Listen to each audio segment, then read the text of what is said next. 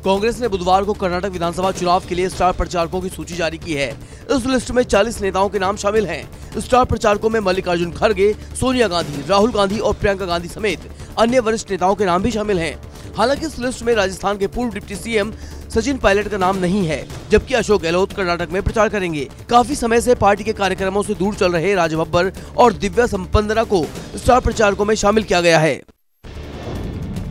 कर्नाटक विधानसभा चुनाव के मद्देनजर सत्तारूढ़ बीजेपी ने भी अपने स्टार प्रचारकों की सूची जारी कर दी है। स्टार प्रचारकों की सूची में पीएम मोदी, जेपी नड्डा, अमित शाह के अलावा राजनाथ सिंह, नितिन गडकरी, योगी आदित्यनाथ और स्मृति ईरानी समेत 40 लोगों के नाम शामिल हैं। 24 और 25 अप्रैल को पीएम मोदी चुनाव प्रचार करेंगे। पीएम हर दिन 3 जनसभाओं को संबोधित करेंगे। वहीं सीएम योगी की 26 और 30 अप्रैल के अलावा 6 मई को कर्नाटक में रैली की तैयारी है। बता दें कि कर्नाटक में 10 मई को वोटिंग होगी और 13 मई को नतीजे घोषित किए जाएंगे। पश्चिम बंगाल की सीएम ममता बनर्जी ने बुधवार को बीजेपी के वरिष्ठ नेता शुभेंदु अधिकारी के इस दावे को खारिज कर दिया कि उन्होंने टीएमसी की राष्ट्रीय पार्टी का दर्जा रद्द करने के चुनाव आयोग के फैसले पर केंद्रीय गृह मंत्री अमित शाह से फोन पर बात की थी। उन्होंने कहा कि अगर शुभेंदु अधिकारी इस दावे को साबित कर दें तो वो अपने पद से तत्काल इस्तीफा दे देंगी। बता दें कि शुभेंदु अधिकारी ने मंगलवार को हुगली जिले के सिंगूर में एक रैली को संबोधित करते हुए ये दावा किया था। देश भर में नशीली दवाओं का कारोबार तेजी से बढ़ रहा है। इसे प्रमुख मुद्दा बताते हुए केंद्रीय गृह मंत्री अमित शाह ने ड्रग्स फ्री इंडिया बनाने का ऐलान किया है। शाह ने 2047 तक इस खतरे को पूरी तरह से समाप्त करने की घोषणा की है। अमित शाह ने कहा कि नारकोटिक्स की तस्करी देश की सुरक्षा के लिए खतरा है। गृह मंत्री ने दिल्ली में एंटी नारकोटिक्स टास्क फोर्स के प्रमुखों के पहले राष्ट्रीय सम्मेलन के उद्घाटन समारोह में इस बात का ऐलान किया है। इस मौके पर नशे की अवैध खेती के लिए एक ऐप की शुरुआत भी की गई है। अतीक शूटआउट को लेकर आज पुलिस क्राइम सीन पर रिक्रिएशन करने जा रही है ताकि अपराधियों की मंशा को समझा जा सके। हत्या वाली जगह यानी प्रयागराज के कॉलविन अस्पताल के सामने ये रिक्रिएशन किया जाएगा। साथ ही कॉलविन अस्पताल से लेकर प्रयागराज स्टेशन तक के 100 से ज्यादा सीसीटीवी कैमरे के डीवीआर को एसआईटी ने अपने कब्जे में ले लिया है। एसआईटी के द्वारा इन सीसीटीवी फुटेज से अपराधियों का होटल में आने से लेकर रेकी करने और अस्पताल तक पहुंचने की पूरी टाइमलाइन देखी जा रही है। साथ ही एसटीएफ की पूछताछ के सभी सवालों को भी एसआईटी की टीम क्रॉस चेक करेगी। अतीक की पत्नी शाइस्ता परवीन की तलाश में छापेमारी तेज हो गई है। कौशाम्बी में शाइस्ता के छिपे होने की खबर पुलिस को मिली है, लेकिन शाइस्ता लगातार लोकेशन बदल रही है। शाइस्ता परवीन पर 50,000 रुपए का इनाम है और इस महिला को पकड़ने के लिए पुलिस ने फोर्स बढ़ा दी है, लेकिन ये शातिर महिला अभी भी पुलिस के शिकंजे से बाहर है। बता दें कि अतीक के जेल जाने के बाद शाइस्ता ही उसके गैंग और काले कारनामों को ऑपरेट करती थी। हालांकि अतीक के मर्डर से पहले शाइस्ता के सरेंडर की खबरें भी सामने आ रही थी, लेकिन शायद अब शाइस्ता का प्लान बदल चुका है। प्रयागराज की सीजेएम कोर्ट ने अतीक अहमद और उसके भाई अशरफ की हत्या के तीनों आरोपियों की पुलिस रिमांड मंजूर कर ली है। तीनों आरोपियों को 4 दिन की पुलिस कस्टडी में भेजा गया है। हालांकि एसआईटी ने 7 दिनों की रिमांड मांगी थी, लेकिन कोर्ट ने 4 दिनों की ही मंजूरी दी है। बता दें कि तीनों हमलावरों को 17 अप्रैल को प्रयागराज जेल से प्रतापगढ़ जेल में शिफ्ट किया गया था, जिसके बाद तीनों हमलावरों को पेशी के लिए बुधवार को कड़ी सुरक्षा के बीच सीजेएम कोर्ट लाया गया था। बुधवार को प्रयागराज पुलिस ने अतीक गैंग के शूटर असद कालिया को भी गिरफ्तार कर लिया है। आज असद कालिया की कोर्ट में पेशी होगी। असद पर 50,000 रुपए का इनाम था। कालिया को अतीक गैंग का फाइनेंसर बताया जाता है। पुलिस अब उससे पूछताछ कर रही है। बता दें कि पुलिस को कालिया की लंबे समय से तलाश थी। यूपी एसटीएफ और प्रयागराज पुलिस सरगर्मी से उसकी तलाश कर रही थी। सूत्रों के हवाले से खबर है कि असद कालिया अतीक का बेहद करीबी सदस्य था और कई मामलों में वांटेड चल रहा था। अतीक अशरफ हत्याकांड के 3 दिन बीत जाने के बाद बुधवार को प्रयागराज के शाहगंज थाने के 5 पुलिसकर्मियों को सस्पेंड कर दिया गया। एसआईटी की पूछताछ के बाद पुलिस विभाग ने ये एक्शन लिया है। जिन पुलिसकर्मियों पर ये कार्रवाई की गई है उनमें एसओ अश्विनी कुमार सिंह के अलावा 2 सब इंस्पेक्टर और 2 कांस्टेबल शामिल हैं। बता दें कि इन सभी पुलिसकर्मियों पर एक्शन लेने से पहले मंगलवार को एसआईटी की टीम ने इनसे पूछताछ की थी। उसके बाद बुधवार को इन्हें सस्पेंड कर दिया गया। उमेश पाल मर्डर केस में एक अहम सबूत सामने आया है। माफिया डॉन अतीक अहमद के बेटे असद अहमद के मोबाइल से फायरिंग का एक वीडियो मिला है। इस वीडियो में असद कोल्ट पिस्टल को चेक करते हुए दिखाई दे रहा है। गौरतलब है कि उमेश के मर्डर में कोल्ट पिस्टल का ही इस्तेमाल किया गया था। असद ने बिल्डर मोहम्मद मुस्लिम को डराने के लिए ये वीडियो भेजा था। बिल्डर मुस्लिम ने भी इस वीडियो के बारे में पुलिस को बताया था। अब ये वीडियो काफी वायरल हो रहा है। बता दें कि असद का एनकाउंटर अतीक की हत्या से कुछ दिन पहले ही कर दिया गया था। इलाहाबाद हाई कोर्ट ने यूपी के मुख्य सचिव दुर्गा शंकर मिश्र के खिलाफ वारंट जारी किया है। साथ ही एसीएस वित्त प्रशांत त्रिवेदी के खिलाफ भी वारंट जारी किया गया है। मुख्य सचिव और एसीएस की व्यक्तिगत पेशी के आदेश दिए गए हैं। सीजीएम लखनऊ ने दोनों अफसरों को वारंट भेजा और मुख्य सचिव और एसीएस वित्त के खिलाफ गैर जमानती वारंट भी भेजा। ये वारंट चतुर्थ श्रेणी कर्मचारियों का पैसा रोकने के मामले में जारी हुआ है। आज विशेष सचिव और मुख्य सचिव को सुबह 11 बजे पेश होना है। कांग्रेस नेता राहुल गांधी की सजा पर रोक लग पाएगी या नहीं, इस पर आज फैसला होने जा रहा है। मोदी सरनेम वाले केस में सूरत की सेशंस कोर्ट में राहुल गांधी की सजा पर रोक लगने की याचिका पर सुनवाई पूरी हो गई है। इस मामले में कोर्ट अब 20 अप्रैल यानी आज अपना फैसला सुनाएगी। बता दें कि राहुल गांधी ने खुद को दोषी ठहराए जाने के फैसले पर रोक लगाने की याचिका दायर की है। इस मामले में दोनों पक्षों की दलीलें सुनने के बाद अदालत ने फैसला सुरक्षित रख लिया था। इससे पहले 23 मार्च को सूरत की एक कोर्ट ने राहुल को दोषी माना था और उन्हें 2 साल की सजा सुनाई थी। पंजाब जेल में मुख्तार अंसारी की सेवा करने वाले अधिकारियों पर गाज गिरने वाली है। आरोपी अधिकारियों पर केस दर्ज करने की सिफारिश की गई है। आरोप है कि सुविधा देने के बदले जेल अधिकारियों ने अंसारी से रिश्वत ली थी। अब जल्द ही इस मामले में बड़ी कार्रवाई होने की उम्मीद है। बता दें कि मुख्तार अंसारी जब रूपनगर जेल में बंद था तब पंजाब में कैप्टन अमरिंदर सिंह की सरकार थी और सुखजिंदर सिंह रंधावा जेल मंत्री थे। आरोप है कि अंसारी के कांग्रेस नेताओं से अच्छे संबंध थे। यूपी के माफिया और उनसे जुड़े लोगों पर शिकंजा कसा जा रहा है। वहीं अब जेल में बंद माफिया मुख्तार अंसारी की पत्नी अफसा अंसारी के विरुद्ध 50,000 का इनाम घोषित किया गया है। अफसा अंसारी पर गाजीपुर पुलिस ने 25,000 और मऊ से 25,000 का इनाम घोषित हुआ है, यानी कुल इनाम की राशि 50,000 घोषित किया गया है। वहीं मुकदमा दर्ज होने के बाद से ही अफसा अंसारी फरार चल रही है। अफसा अंसारी पर पति के गैर कानूनी धंधों में शामिल होने के गंभीर आरोप लगे हैं। दिल्ली में बिजली वितरण कंपनियों को 6 साल में मिली सब्सिडी का विशेष ऑडिट होगा। बिजली कंपनियों के ऑडिट को लेकर बीजेपी ने दिल्ली सरकार पर आरोप लगाते हुए कहा कि दिल्ली सरकार बिजली कंपनियों का ऑडिट कैग एम्प्लॉयड कंपनियों से कराना चाहती है। इसके खिलाफ अब बीजेपी सड़कों पर आंदोलन करेगी।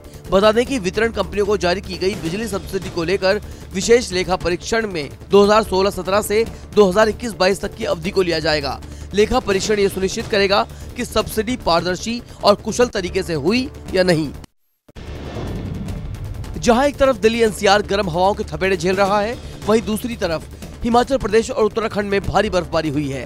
बीते 15 घंटों से हिमाचल प्रदेश और उत्तराखंड के कई इलाकों में बारिश और भारी बर्फबारी हुई। लगातार बारिश और बर्फबारी में कश्मीर घाटी और लद्दाख गीले और ठंडे मौसम की चपेट में है। पहाड़ों पर ताजा बर्फबारी के कारण तापमान में भारी गिरावट दर्ज की गई है, जबकि मौसम विभाग ने अगले 24 घंटे के दौरान और ज्यादा बारिश और बर्फबारी की आशंका जताई है। कोरोना के मामले तेजी से बढ़ने लगे हैं।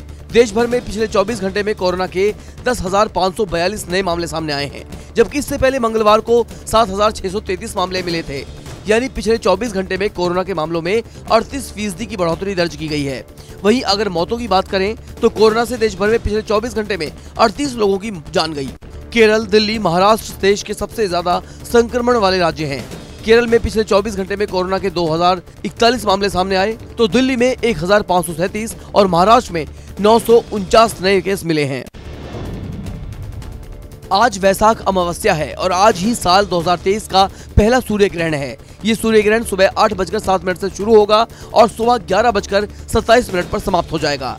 यानी अब से कुछ ही देर में सूर्य ग्रहण लगने वाला है। इस सूर्य ग्रहण की सबसे खास बात यह है कि ये ग्रहण भारत में दिखाई नहीं देगा, इसलिए इस ग्रहण का सूतक काल भी भारत में नहीं माना जाएगा। यूँ तो माना जाता है कि ग्रहण की अवधि में पूजा, मांगलिक कार्यक्रम, भोजन बनाना, खाना खाना, गर्भवती महिलाओं का घर से बाहर निकलना मना होता है, लेकिन भारत में इसका असर न होने की वजह से इन नियमों को मानना जरूरी नहीं है। फिल्म पायरेसी को लेकर मोदी कैबिनेट ने बुधवार को बड़ा फैसला लिया। पायरेसी रोकने के लिए आने वाले संसद सत्र में सिनेमेटोग्राफी बिल 2023 लाने की घोषणा की गई। केंद्रीय मंत्री अनुराग ठाकुर ने कहा कि सरकार ने फिल्म जगत, कलाकारों और प्रशंसकों से जुड़ा ये फैसला लिया है। बहुत समय से मांग थी कि पायरेसी पर कुछ किया जाए, इसको लेकर कैबिनेट ने अनुमति दी है। बता दें कि फिल्मों में साहित्यिक सामग्री की चोरी या पायरेसी से नुकसान ना हो, इसलिए ये विधेयक तैयार किया गया है। सरकार का दावा है कि इससे पूरे फिल्म जगत को लाभ होगा। पीएम मोदी विश्व बौद्ध शिखर सम्मेलन के उद्घाटन सत्र को संबोधित करेंगे। पीएम सुबह 10 बजे संबोधित करेंगे।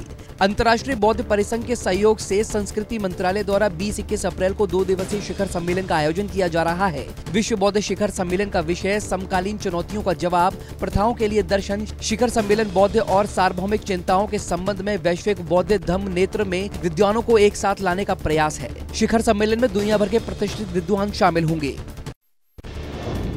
राष्ट्रपति द्रौपदी मुर्मू का हिमाचल दौरा जारी है। आज वो भारतीय उच्च अध्ययन संस्थान का दौरा करेंगी।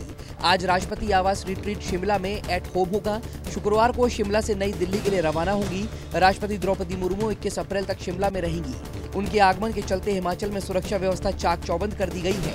हिमाचल के बॉर्डर एरिया को सील कर दिया गया है। चेकिंग के बाद ही वाहनों को प्रवेश दिया जा रहा है। हिमाचल के बॉर्डर एरिया, खासकर चीन की सीमा से सटे क्षेत्र में अतिरिक्त बल तैनात किया गया है। देश में हीट वेव लगातार बढ़ने का खतरा बताया जा रहा है, जिसे देखते हुए राज्य सरकार ने स्कूलों को बंद करने के निर्देश दे दिए हैं। तपते शहरों की गिनती में दिल्ली, बंगाल, बिहार, राजस्थान, हरियाणा, पंजाब, त्रिपुरा और आंध्र प्रदेश शामिल हैं। इन राज्यों में लोगों का हाल बुरा होना शुरू हो गया है और कुछ दिन यही हाल रहा तो बड़ी संख्या में लोग लू की चपेट में आना शुरू हो जाएंगे। वैज्ञानिकों की माने तो पूर्वानुमान के मुताबिक अगले 3 दिन तक कुछ जिलों में हीट वेव जारी रहेगी। 22 अप्रैल से हीट वेव कम होना शुरू होगी। फिल्म अभिनेत्री आकांक्षा दुबे की मौत के मामले में एक नया वीडियो सामने आया है। वह इस वीडियो में आकांक्षा रोते हुए दिखाई दे रही हैं। ये मेरा आप लोगों से लास्ट ऑब्जेक्शन है। मेरा अगर कुछ भी होता है उसकी जिम्मेदार समर सिंह है। हालांकि आकांक्षा की मां का कहना है कि प्रशासन से मुझे कहना है कि हाथ जोड़ के विनती है उनसे, अब मेरी लड़की के केस में न्याय करें। अब अपराधियों को सख्त पूछताछ करें और जितने आरोपी अभी गिरफ्तार नहीं वो लोग को भी गिरफ्तार करें।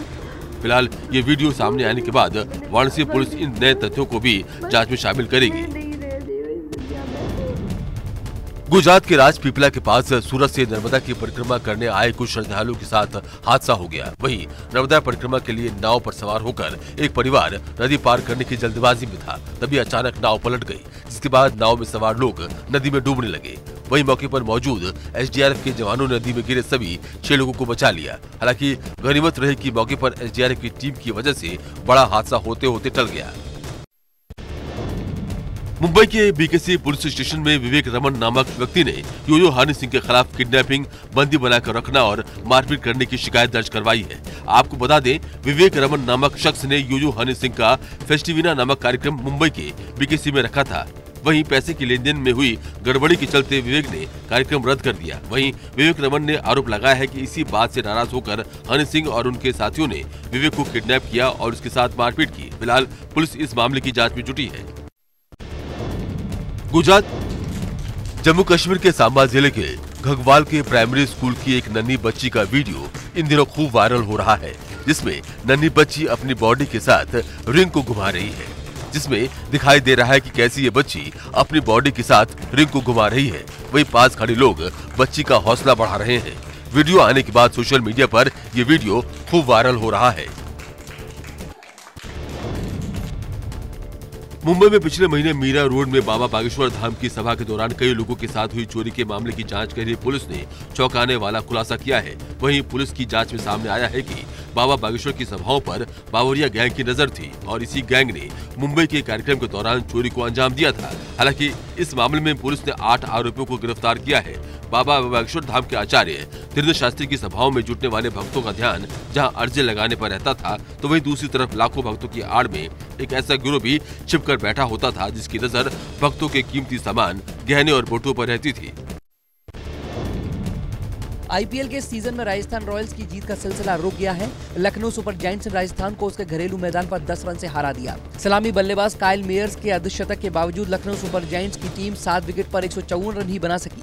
जवाब में यशस्वी जायसवाल और जॉस बटलर की जोड़ी ने 87 रन जोड़कर राजस्थान को बेहतरीन शुरुआत दिलाई, लेकिन यशस्वी का विकेट गिरने के बाद ही राजस्थान की पारी लड़खड़ा गई और टीम 20 ओवरों में 6 विकेट के नुकसान पर 144 रन ही बना सकी। दुनिया में सबसे ज्यादा आबादी वाला देश अब चीन है। आबादी के मामले में भारत ने चीन को पीछे छोड़ दिया है।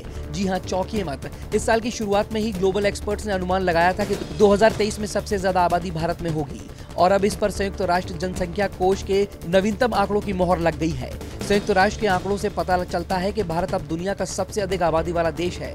भारत में अब चीन की तुलना में 20 लाख से ज्यादा लोग हैं और इस देश की आबादी बढ़ते बढ़ते 140 करोड़ के पार पहुंच गई है।